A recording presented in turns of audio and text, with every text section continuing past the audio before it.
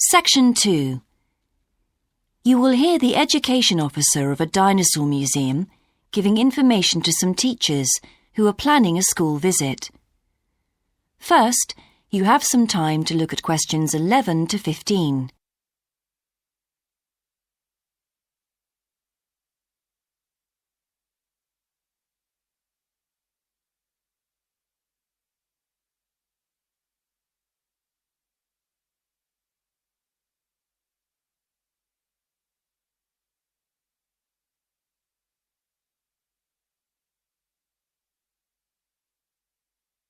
Now listen carefully and answer questions 11 to 15.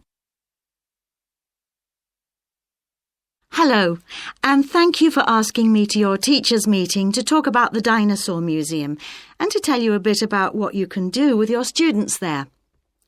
Well, let me give you some of the basic information first.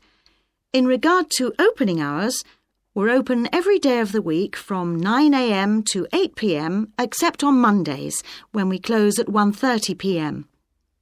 And in fact, the only day in the year when we're closed is on the 25th of December. You can book a guided tour for your school group any time that we're open.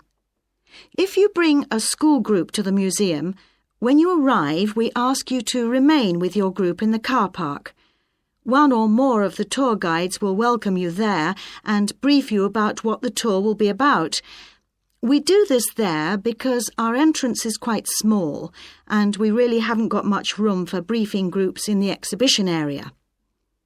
As far as the amount of time you'll need goes, if you bring a school group, you should plan on allowing a minimum of 90 minutes for the visit. This allows 15 minutes to get on and off the coach, 45 minutes for the guided tour, and 30 minutes for after-tour activities. If you're going to have lunch at the museum, you will of course have to allow more time. There are 2 cafes in the museum with seating for 80 people. If you want to eat there, you'll need to reserve some seating, as they can get quite crowded at lunchtime. Then, outside the museum at the back, there are tables, and students can bring their own lunch and eat it there in the open air. Before you hear the rest of the talk, you have some time to look at questions 16 to 20.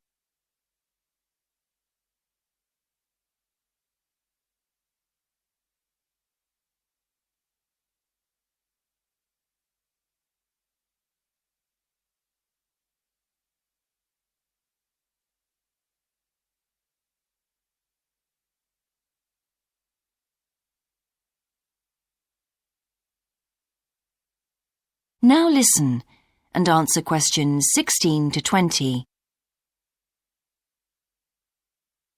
When the students come into the museum foyer, we ask them to check in their backpacks with their books, lunchboxes, etc. at the cloakroom before they enter the museum proper. I'm afraid in the past we have had a few things gone missing after school visits, so this is a strict rule. Also, some of the exhibits are fragile and we don't want them to be accidentally knocked. But we do provide school students with handouts with questions and quizzes on them. There's so much that students can learn in the museum, and it's fun for them to have something to do. Of course, they'll need to bring something to write with for these. We do allow students to take photographs. For students who are doing projects, it's useful to make some kind of visual record of what they see that they can add to their reports. And finally, they should not bring anything to eat into the museum or drinks of any kind. There are also a few things that students can do after the tour.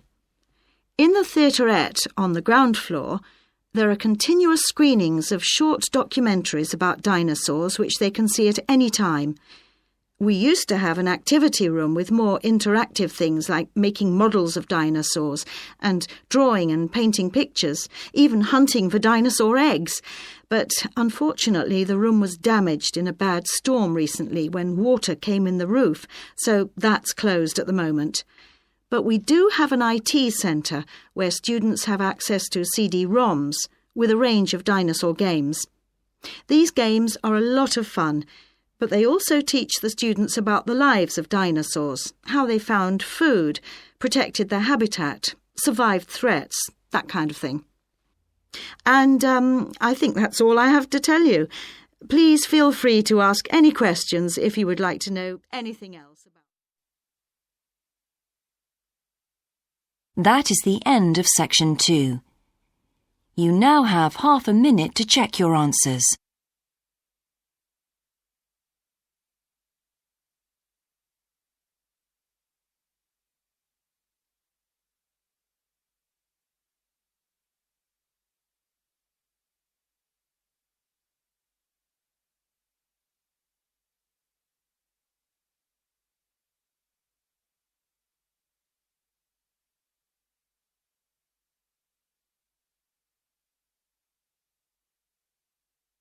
Now turn to section 3.